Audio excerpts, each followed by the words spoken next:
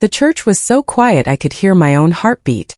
I had driven 4 hours through steady rain to be there. I told myself that grief might change things, that standing over a casket together might soften the years of distance between us. I was foolish to hope. Agnes Vaughan had been my grandmother. A small white-haired woman with soft brown eyes and careful hands that always smelled faintly of lavender. She was the mother of Beverly and Pauline, the two sisters who had grown up under her roof and turned out nothing alike. Agnes was the kind of woman who remembered everything that mattered to you, and never made you feel like a burden for having needs. Losing her 3 weeks ago had left a hole I still hadn't figured out how to walk around. I was still near the back of the church, coat still buttoned, when Beverly's voice rose above the murmuring crowd. Beverly Vaughan was the woman who had raised me, tall, sharp-featured, with dark hair she always kept pinned back tightly, as if softness in any form was something to be controlled. She had a way of speaking that made every room feel smaller. "She shouldn't even be here," Beverly said clearly. "She was never truly one of us." Every head turned toward me. My name is Kira Vaughan. I was 31 years old. And that was the moment I stopped telling myself the coldness was my imagination. I walked out before anyone could speak to me. The cold air outside hit me hard, but I was grateful for it. I stood on the church steps breathing slowly, trying to hold myself together the way I had practiced so many times before. It did not work as well as usual. I was almost at my car when a figure stepped away from the oak tree at the edge of the parking lot. He was an older man, maybe 65, wearing a plain dark coat. He had the kind of face that didn't give much away. Steady eyes, careful movements, the look of someone who had been waiting a long time and was used to it. "Kira Vaughan," he said quietly. I stopped walking. "Who are you?" "My name is Hank," he said. "I've known your grandmother Agnes since before you were born. She gave me something to hold on to for a long time, and she made me promise to give it only to you today after the service." He held out a sealed envelope. My name was written on the front in Agnes's handwriting, neat, slanted letters I would have recognized anywhere. The same handwriting that had signed every birthday card she had ever sent me without fail, every single year of my life. "Don't let them see it," Hank added softly. Then he walked away without looking back. I sat in my car with the engine off and the envelope in my lap. For several minutes I just held it. Agnes had been the one steady presence in my childhood. She was Beverly's mother, which made her the grandmother who should have been shared equally between me and my siblings, Stacy and Gary. But Agnes had never treated us equally, and not in the way you might expect. She had always given me just a little more of her quiet attention, a little more warmth, a little more of the careful love she pressed into small gestures. I had never fully understood why. While Beverly ran the house with cold efficiency that left little room for warmth, Agnes had been different. The one who hugged me like she truly meant it, who slipped money into my coat pocket when Beverly wasn't watching. I opened the envelope carefully. Inside were folded documents, a small photograph, and a handwritten note on pale blue paper. Agnes's paper. She had kept the same kind on her writing desk for as long as I could remember. I read the note first. "Kira, I'm sorry I waited so long. I was afraid and my fear cost you too much. They lied to you about who you are. Everything in this envelope is the truth. Keep it safe. Keep yourself safe. I love you." Then I picked up the photograph. Agnes, younger, sitting in a hospital chair, holding a newborn baby wrapped in a white blanket. Smiling with her whole face, the real smile, the one that reached her eyes. On the back in faded ink, Pauline's daughter. 1993. I was born in 1993. My hands would not stop shaking. Pauline was Beverly's younger sister, which meant she was Agnes's other daughter, and the woman the photograph was now telling me was my real mother. I had met Pauline exactly 3 times in my life, and all 3 times had been brief and uncomfortable. In our house, Beverly spoke of her own sister the way you speak of a problem that had been dealt with. Reckless, she said, irresponsible, someone who made poor choices and couldn't be trusted with anything important. Whenever I asked why Pauline never visited, Beverly's face would close like a door being firmly shut. Agnes never contradicted Beverly on the subject, though something in her eyes always went quiet when Pauline's name came up. Now Agnes's handwriting was calling me Pauline's daughter. If that was true, then Agnes wasn't just my grandmother in the way I had always assumed through Beverly. Agnes was my grandmother through Pauline. My real mother had been in the same family all along, kept at a careful distance by the same woman who had raised me. The memories came then, not in order, just in heavy waves. Being blamed when Stacy broke the kitchen window. Being grounded while Gary received nothing for something far worse. The Christmas everyone got a new phone, and I got a gift card to a store I had never visited. The way Beverly looked at me sometimes, measuring, calculating, the way you look at something you are required to maintain but would rather not have. I had spent years convincing myself I was imagining the difference. Sitting in that cold car, I finally stopped. I spread the contents of the envelope across the passenger seat, under the weak interior light. Most of the documents were dense with legal language I couldn't fully understand yet. Account numbers, property descriptions, dates going back decades. But tucked between two folded pages was something immediately clear. A set of old bank statements. The name printed across the top of each one was mine. Kira and Vaughn. But I had never opened that account. I had never seen those statements. I had never been told that account existed. The transaction records went back to when I was 4 years old. Regular deposits. Steady withdrawals. Some to a property address I didn't recognize. Others to what appeared to be personal accounts. Over the years, the total move through that account came to more than $200,000. $200,000 in my name. Money I never touched. Never saw. Never knew about. I thought about every time Beverly had told me there wasn't enough money for something I needed. New school shoes, a class trip, the application fee for the college program I eventually gave up on. Every time I had believed her without question. The rain kept falling against the windshield. I sat very still and let the truth find its shape. I drove to Beverly's house that evening because I needed to look her in the eye. I know now it was too early. I hadn't spoken to a lawyer, hadn't had time to think clearly, hadn't figured out exactly what I was holding. But I was 31 years old and I had just found out that someone had moved $200,000 through my name without my knowledge, and I could not sit quietly in a motel room knowing she was 15 minutes away. I found Beverly in the kitchen, still dressed from the funeral, pouring herself a drink.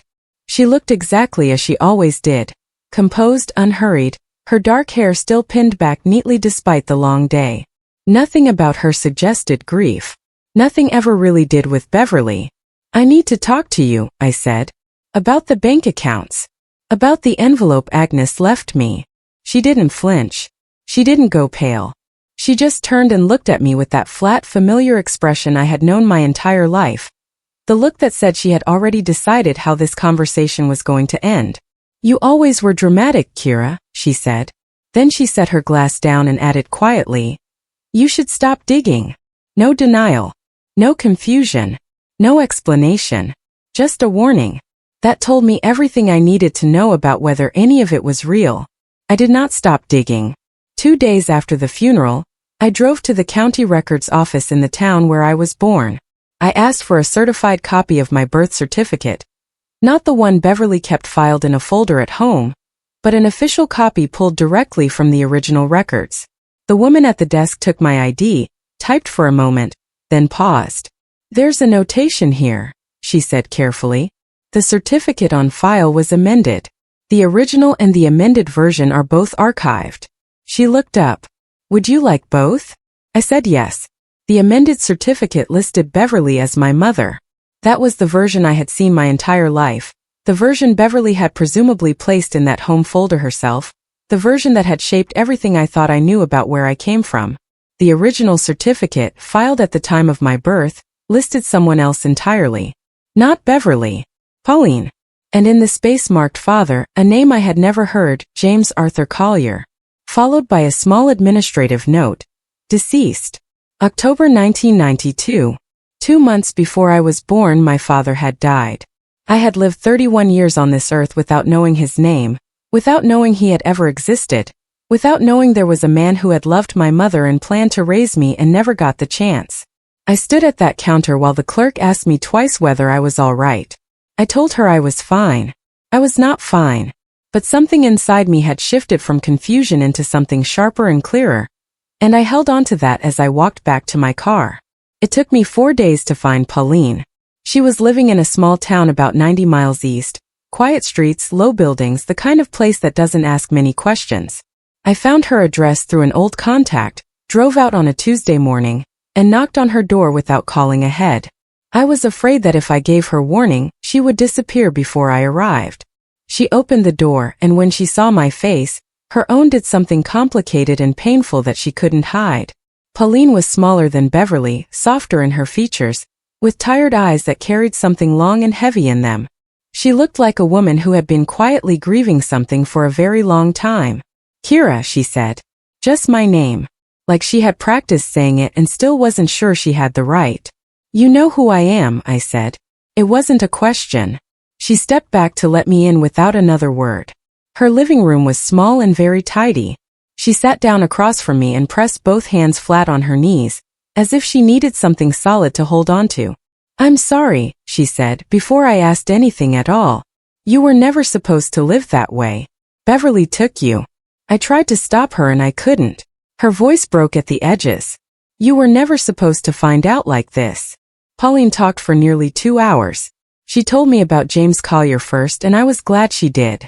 I needed to know who he was before I could understand anything else. James Arthur Collier had been 26 years old when he died. He was a tall, broad-shouldered man with an easy laugh and calloused hands from years of construction work. Honest work, Pauline said, the kind he was proud of. He had grown up in the same county as our family, the second son of a man who had built things with his hands his whole life and raised his boys to do the same.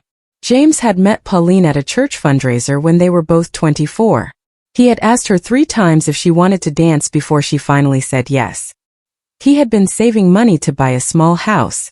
He had already picked out the neighborhood. He had told Pauline the week before he died that he wanted 2 children and a porch wide enough for 2 rocking chairs. He died in a construction site accident in October of 1992, a structural collapse that took him and one other worker on a cold Tuesday morning. Pauline had been 7 months pregnant with me. She had gotten the phone call while folding laundry. She stopped talking for a moment when she reached that part of the story. I didn't rush her. The grief of losing James, combined with the weight of a pregnancy she was now facing completely alone, had left Pauline struggling in ways she couldn't hide from anyone. Agnes had stepped in with steady, quiet support. Beverly had watched all of it carefully and seen an opening.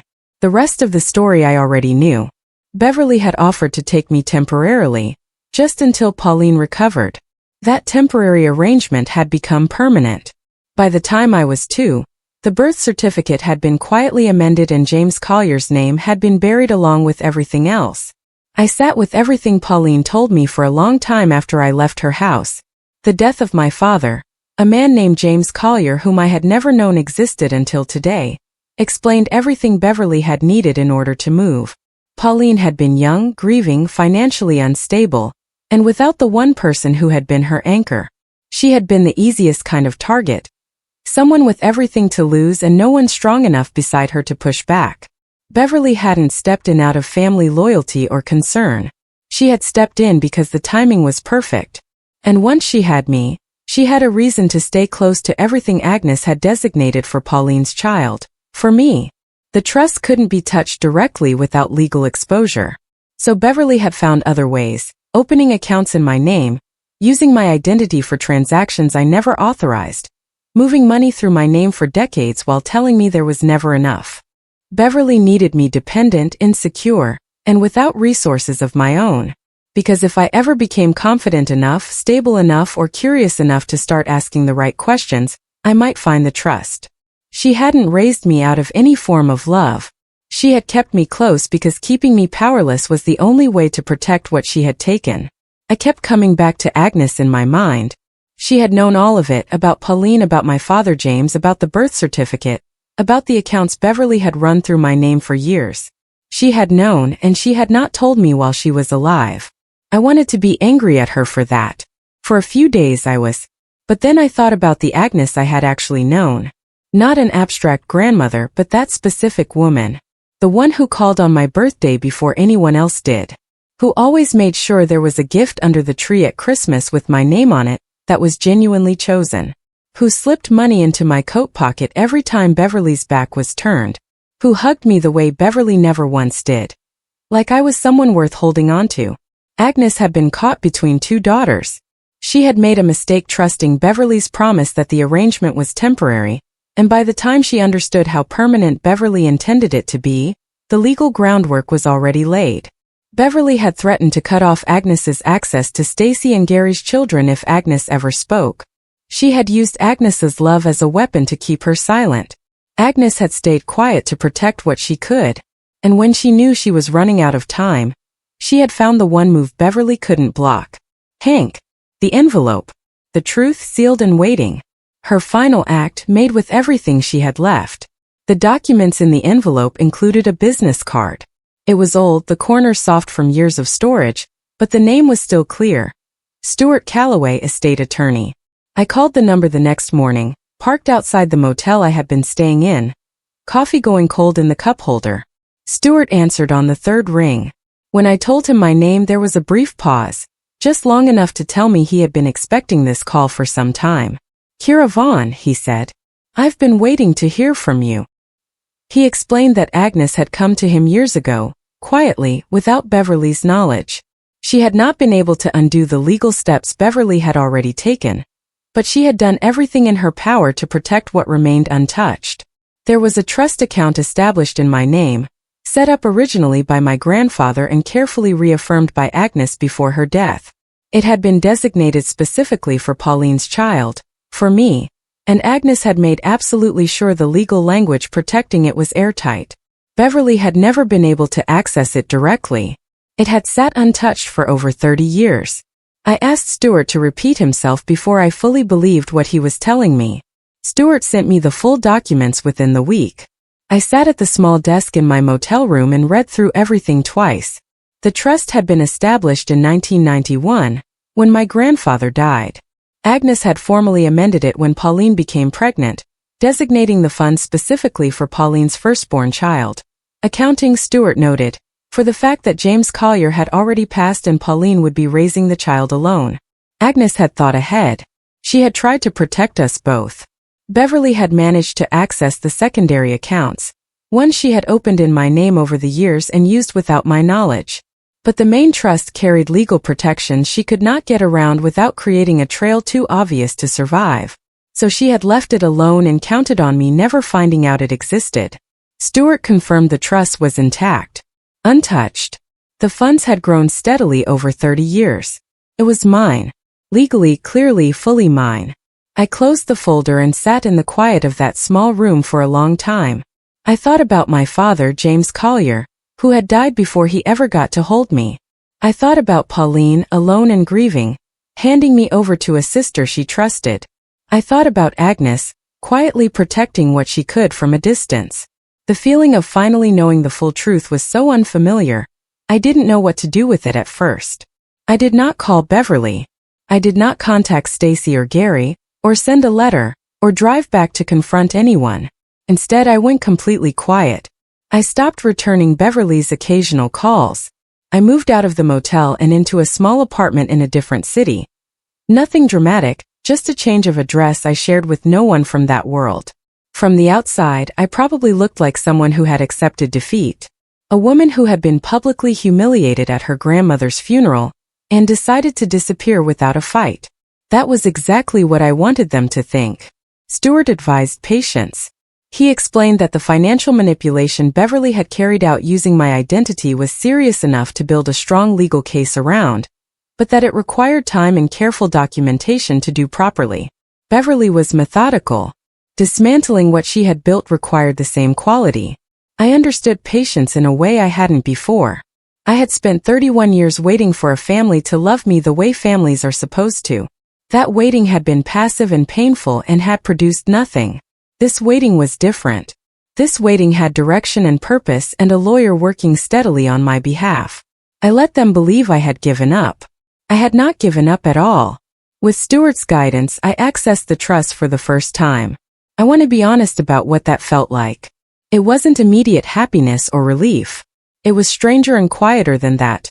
More like standing in a room that had always been yours and realizing very slowly that you had been sleeping outside for 30 years.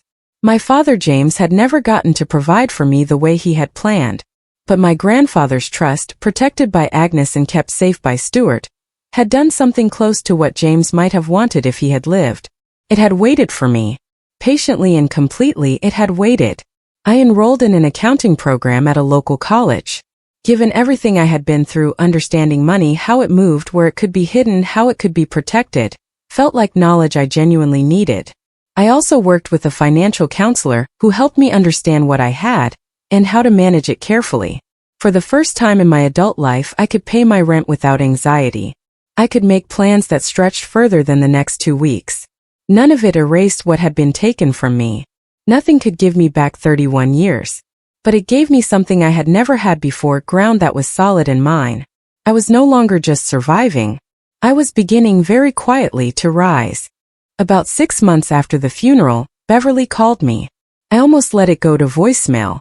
But something, instinct more than anything else, made me pick up. Her voice was different than I had ever heard it. Not flat, not cold. Not laced with the quiet authority that had always made rooms feel smaller when she entered them. Something underneath her words was slightly off, like a note played just wrong enough to notice if you had spent your whole life learning the sound of her. "Kira," she said. "I just wanted to check in. See how you're doing." I said I was fine. "Have you been talking to anyone?" she asked carefully. "About family matters. About Agnes's estate." I told her I had been taking care of myself. A pause.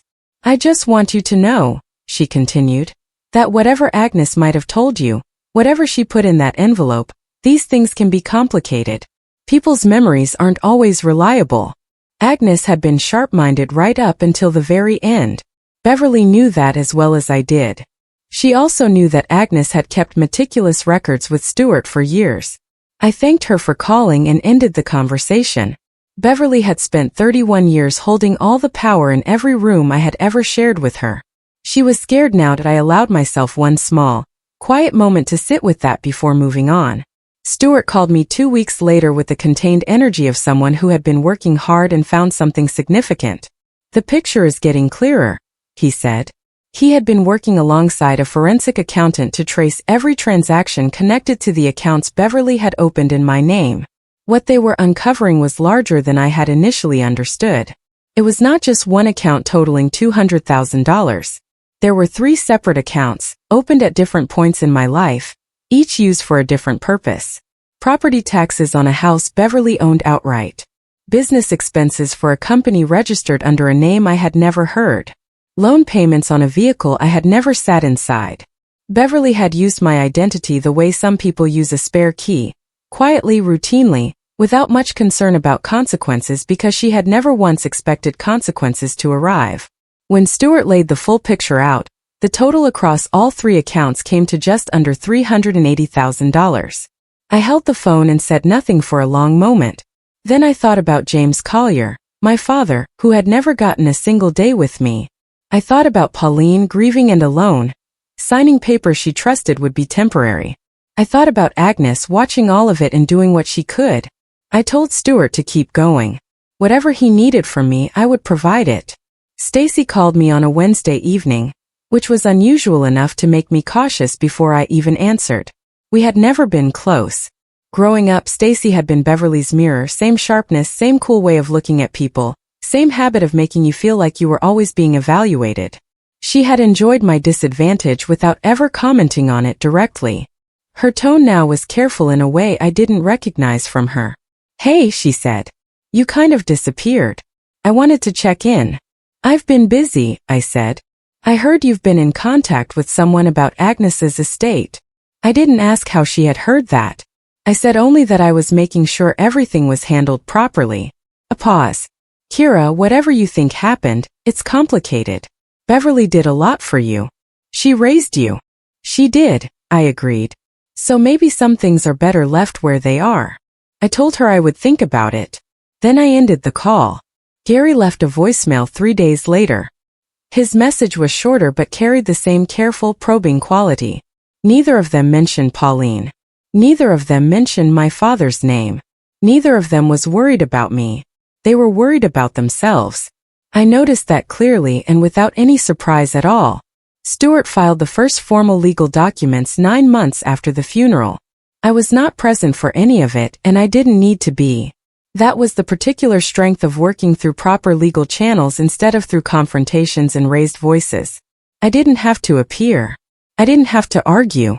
I only had to stay patient and let the paperwork move the way paperwork moves when the evidence behind it is solid and properly assembled. The initial filings triggered a formal financial review of the accounts tied to my identity. Once started, that review could not simply be stopped by Beverly choosing to cooperate or go silent. It moved forward entirely on its own. Within 3 weeks of the first filings, Beverly received a formal written inquiry from a state financial oversight office. Then the property records tied to my name were flagged for review. Then a separate civil notice arrived regarding the trust's original legal designation and the altered birth certificate. I never contacted Beverly during this period. I never reached out, never made a call, never sent a single message. The pressure built entirely on its own. Steady and quiet, the way water finds its way through cracks without anyone having to force it. Agnes had spent years unable to move against Beverly directly. The legal system, with the right documentation behind it, had no such limitations. Pauline called me to say that Gary had reached out to her. He had contacted her out of nowhere, something that had not happened in all the years Beverly had pushed Pauline out of the family picture and kept her carefully at a distance. For Gary to contact Pauline now meant things were shifting in ways Beverly could no longer manage quietly from the center. He had told Pauline that Beverly was under a financial review, and he wanted to know whether Pauline had set it in motion. Pauline told him she had nothing to do with it. He didn't seem to believe her. A week later, a mutual contact told me that Stacy and Gary had been arguing openly with Beverly, demanding answers she apparently wasn't giving clearly. The composed, unshakable image Beverly had spent 3 decades building and maintaining so carefully was beginning to crack, first in small ways, then in ways that were harder to contain. I had not caused those cracks by doing anything dramatic. I had not stormed in or made accusations or tried to force a confrontation. The truth had done it. The documentation had done it. Agnes had understood something Beverly had never counted on, that the truth, properly recorded and carefully protected, does not need the person who carries it to be loud.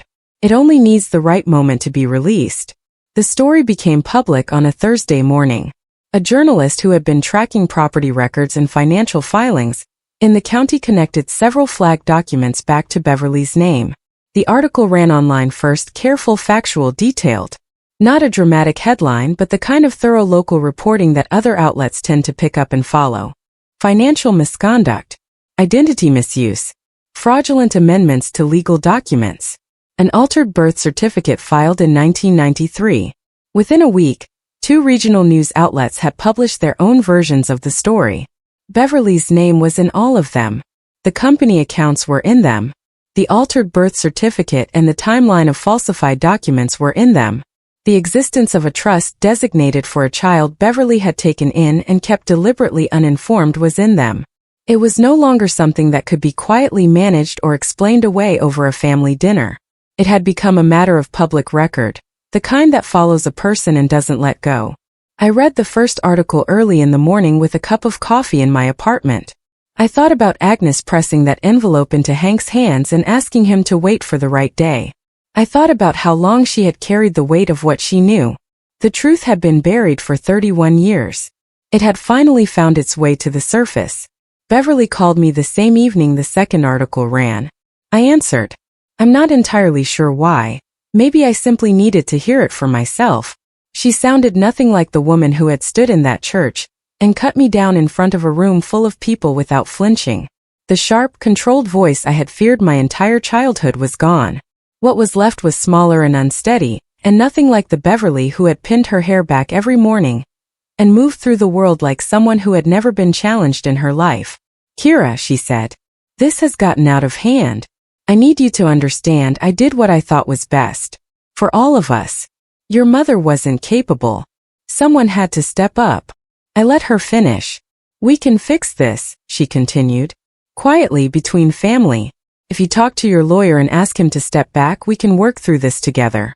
You're still family, Kira. I thought about James Collier, who had died before he ever held me. I thought about Pauline alone in a hospital with a newborn and a grief she hadn't yet begun to process, trusting her sister. I thought about Agnes doing what she could with what Beverly left her. I know, I said. Every layer of those 2 words was intentional. Then I ended the call. I agreed to one final meeting. Not because I owed it to Beverly, I didn't. But because I needed to say, out loud and in person, what I had spent 31 years not being allowed to say. We met at a coffee shop on neutral ground. Beverly arrived with Stacy and Gary. Stacy looked like she hadn't been sleeping well. Gary kept his eyes on the table. Beverly was the only one who tried to hold herself with her usual composure, but it was visibly held together with effort in a way it never used to be. The unshakable version of her that had ruled my childhood was not in that room. Beverly began with explanations, complicated circumstances, difficult decisions, doing what she had to do. She spoke for several minutes without looking directly at me. I let her finish. Then I slid a folder across the table. Inside were the original birth certificate listing Pauline as my mother and James Collier as my father, the bank statements from all three accounts, the trust documents Agnes had maintained with Stuart, and his written summary of the full financial review findings. Everything organized. Everything clear. I know everything, I said. Beverly looked at me. For the first time in my entire life, the expression on her face was not calculation or cold dismissal. It was fear. Plain and open and impossible to hide. I felt a deep settled calm that surprised me with how complete it was. The legal consequences came in careful stages over the months that followed. The civil case regarding the fraudulent accounts and the misuse of my identity was resolved through a formal settlement. Beverly did not contest it. Stuart believed she had been advised that fighting it in court, with the documentation we had assembled, would result in consequences far more damaging than settling quietly. The assets tied to the fraudulent transactions were reclaimed. The property Beverly had maintained using money moved through my name was subject to a full financial review. The respectable image she had built so carefully across decades in her community did not survive what the public record now contained. Stacy and Gary went quiet. No more careful calls. No more probing voicemails. I want to be honest. Beverly did not face criminal charges. Civil proceedings are not the same as criminal ones, and the process was long and imperfect, as legal processes tend to be. But everything she had constructed using my name, my identity, my inheritance, and the vulnerability of a grieving young woman who had just lost the man she loved, piece by piece, that entire structure came down. She had built 31 years of comfort on a foundation made entirely of my silence and Pauline's powerlessness. Once I stopped being silent, it had nowhere left to stand. On a Saturday in late spring, I stood outside the apartment I had signed for with my own money, in my own name, in a city where no one knew me as Beverly's difficult one or the family's problem to manage. The sun was low and warm against the brick. Pauline was inside, helping me unpack the last few boxes. We were still finding our way with each other, careful and slow, learning the shape of a relationship that had been stolen from us before it had a chance to begin. Sometimes she would say something and I would hear an echo of a habit I recognized in myself, and we would both go quiet for a moment, feeling the strangeness and the gift of it at the same time.